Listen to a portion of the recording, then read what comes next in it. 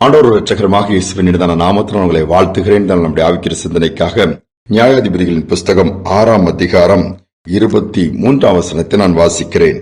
அதற்கு கர்த்தர், உனக்கு சமாதானம், பயப்படாதே, நீ சாவதில்லை என்றார். பாருங்கள், கிதியோன் என்கிற ஒரு வாலிபன் மீதியானியருக்கு பயந்து தன்னுடைய கோதுமை எல்லாவற்றையும் களத்திலே பிரித்து எடுத்துக் கொண்டிருக்கிறான். அந்த நாட்கள் நியாயாதிபதியின் நாட்கள். அப்பொழுது இஸ்ரேல் ஜனங்கள் மீதியானருடைய கைகளிலே ஒப்புக் கொடுக்கப்பட்டிருந்தார்கள். அதாவது மீதியானர்கள் அவர்களை ஆண்டு கொண்டிருந்தார்கள்.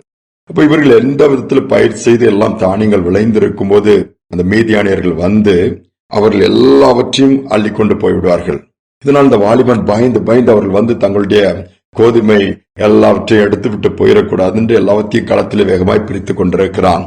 அப்பொழுது கர்த்தருடைய தூதன் கிதியோனுக்கு தரிசனமாகிறார்.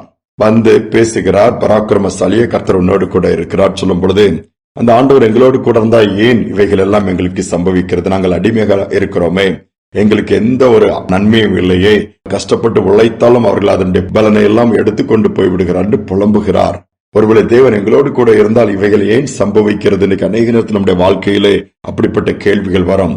ஆண்டவர் கூட இருந்தா ஏன் இப்படிப்பட்ட பிரச்சனை, ஏன் இப்படிப்பட்ட பாடுகள், ஏன் இப்படிப்பட்ட இழப்புகள், ஏன் கண்ணீர், ஏன் இப்படிப்பட்ட பலவீனங்கள், ஆபத்துகள், விபத்துகள், பல கேள்விகள் வந்து கொண்டுதான் இருக்கும். ஆனால் தேவன் அதனால் இல்லை என்று கூட இருக்கவில்லைன்னு சொல்லிவிட முடியாது. ஆனால் பார்க்கும்போது நான் கூட இருக்கிறேன்ப்பா, நீ எழுந்து போய் காரியத்தை செய், மீதியான உன் கையில நான் ஒப்புக் கொடுப்பேன் என்கிறார். நம்பிக்கை வரவில்லை. ஆனாலும் கர்த்தர் அதை உறுதிப்படுத்துகிறார். உறுதிப்படுத்தி இந்த எல்லாவற்றையும் நாம் நம்புகிறதுக்கு எதுவாக வந்த உடனே அப்பொழுதுதான் கிதியோன், நான் கர்த்தருடைய தூதனானவரை கண்டேன் பயப்படுகிறான். பயப்படும் பொழுதே, உனக்கு ஒன்னும் ஆகாது, உனக்கு சமாதானப்பா, நீ சாவதில்லைன்னு சொல்லி தைரியம் கொடுக்கிறான். பாருங்கள், பயம் பயங்கரமான ஒன்று. மரண பயம். ஐயோ, நான் மரித்து விடுவேனோ, எனக்கு இது நடந்து விடுமோ என்று சொல்லி கிதியோன் பயப்படும் பொழுது ஆண்டவர், நீ பயப்படாத, நீ சாவதில்லை. அதே வண்ணமாய் ஒரு புது பலனால் கிதியோனை நிரப்புகிறார். யுத்தத்திற்கு ஒரு கூட்டத்தை ஆயத்தப்படுத்தி மீதியானரை முறியடித்து தன்னுடைய ஜனங்களுக்கு பெரிய ஒரு மீட்பை ரட்சிப்பை ஏற்படுத்தி கொடுக்கிறார். ஒரு குறிப்பிட்ட ஹாஸ்பிட்டல், அந்த ஹாஸ்பிட்டல் ஏராளமான வியாதியிலே பாதிக்கப்பட்டவர்கள் வந்து அட்மிட் பண்ண நிலைமையிலே, அந்த குறிப்பிட்ட ஹாஸ்பிட்டல் அந்த ஐசியூன்னு சொல்லுவாங்க, அது வந்து கிரிட்டிக்கலா மோசமா இருக்கவங்க சேர்க்கிற ஒரு இடத்துல, அங்க அந்த குறிப்பிட்ட மருத்துவமனையிலுடைய அதனுடைய சொந்தக்காரர் ஒரு வசனத்தை எழுதி வைத்திருந்தாராம். அந்த ஐசியூல வந்து அது சீரியஸா இருக்கிறவங்க அங்க சேர்க்கக்கூடிய ஒரு இடம். அப்ப அங்க போகும்போது உள்ள போயிட்டாலே பயம் வந்து விடும். இங்க போயிட்டாலே சீரியஸா இருக்காங்களா, கஷ்டம்னு சொல்லும் போது அதுல இந்த வசனத்தை போட்டிருந்தாராம், பயப்படாதே, நீ சாவதில்லை. அப்போ அந்த அதிலே படுத்து கொண்டு ஒருவேளை மரணத்தோடு போராடி கொண்டிருக்கிறவங்க கண்கள் அது படும் பொழுது ஒரு தைரியத்தை கொடுக்கிறதாம். அநேகர் கேட்டாங்களா, இந்த வார்த்தை என்ன இது இப்படி போட்டிருக்கீங்கன்னு சொல்லும் போது, நான் கொடுக்கிற ட்ரீட்மெண்ட்டை காட்டிலும் அந்த வார்த்தை அதிகமா வேலை செய்து ட்ரீட்மெண்ட்டுக்கு உதவுது அப்படிங்கிறாரு. என்னன்னு சொல்லும்போது அந்த டாக்டர் சொன்னாராம், அநேகருக்கு வியாதி இருக்கிறது, அதை சுகமாக்க எங்களால் முடியும், ஆனால் அவர்களுக்கு பயம் வந்து விடும் பொழுது நாங்கள் கொடுக்கிற மருந்துகள் வேலை செய்ய மறுக்கிறது.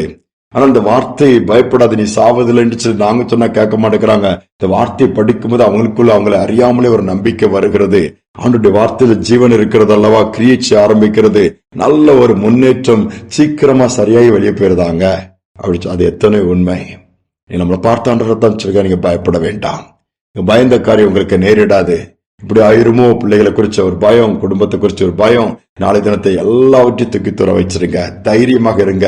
கர்த்தரை சார்ந்து கொண்டால் போதும். இம்மையில பாடுகள் இருக்கும், போராட்டம் இருக்கும், ஆனால் இம்மைக்காக ஆண்டவர் நம்மை அழைக்கவில்லை.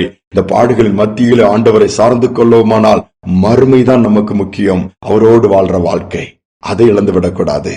தாழ்த்தி ஆண்டோடைய கருத்து நம்ம கொடுப்போமா? எங்கள் அன்பின் பரலோக தகப்பனே, இந்த நாளுக்காக நன்றி செலுத்துகிறோம். இந்த புதிய நாள் என்னுடைய கருத்துல கொடுக்கிறப்பா, இவ்வளவு பாடுகள், இவ்வளவு வேதனையான பாதைகளை கடந்து போகிற சூழ்நிலை நாங்கள் வந்திருக்கிறோம். இந்த நாள் ஒவ்வொரு பிள்ளைகளை தைரியப்படுத்துங்க. ஒவ்வொரு நாளுக்குரிய பாடுகளையும் தாங்கக்கூடிய பலனை கொடுங்க. அதை மேற்கொள்ளக்கூடிய கிருபையை கொடுங்க, தைரியத்தை கொடுங்கப்பா. தொடர்ந்து நடத்துவீராக. இந்த நாளிலும் கூட பயத்தோடு வாழ்கிற பிள்ளைகளுக்கு நீர் உம்முடைய காலது கரத்தை நீட்டி தூக்கி எடுத்து தைரியம் கொடுத்து பயப்படாத என்று சொல்லும்படி நாங்கள் ஜெபிக்கிறோம். செய்வதற்காக நன்றி. இந்த நாள் முழுவதும் கரம் இருக்கட்டும். பலவீனமா இருக்கிற பிள்ளைகளுடைய பலவீனங்கள் மாறட்டும். சுகவீனமா இருக்க பிள்ளைகளுக்கு சுகம் உண்டாகட்டும். போராட்டங்களில் இருக்க பிள்ளைகளுக்கு ஒரு விடுதலை உண்டாகட்டும். அற்புதத்திற்காய் காத்திருக்கிற பிள்ளைகளுக்கு இந்த நாளில் ஒரு அற்புதம் நடக்கட்டும். பெரிய காரியங்கள் நிச்சயம் துதிகரமை மேலாமுக்கு செலுத்துகிறோம். பெரிய நாமத்தில் வேண்டிக் கொள்கிறோம் நல்ல பிதாவே. ஆமேன், ஆமேன். பயப்படாமல் கர்த்தரை நோக்கி பார்ப்போம். அவர் எல்லாவற்றிலும் நமக்கு உதவி செய்வார், நம்மளை தூக்கி நிறுத்துவார். இந்த சிந்தனையோடு இந்த நாளை தொடருவோம். மீண்டுமாய் நாளை தினம் சந்திப்போம்.